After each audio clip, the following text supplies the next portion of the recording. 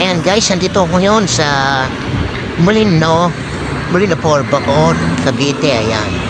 Kumain ako ng pares. Ang sarap ng pares dito guys. Napakasarap. Grabe. Sulit. Nandito lang po. Matatagpuan niyo lang po dito sa lagpas ng San Miguel, sa Molino Port po guys. Masarap niyan. Dami naman guys. Napakasarap pa. Mas masarap pa sa jowa mo. Grabe, promise. Ayan o. Ito po yung makikita yung daan dyan yung lagpas ka na San Miguel, meron dyan na Unioil. Tingin ka lang sa kaliwa yan. Kaya naman matatagpuan nyo na yung parisan. Makikita nyo naman na ang daming paratang mga motor or kumakain. Yan dyan. Maraming malaman dyan guys. Solid dyan.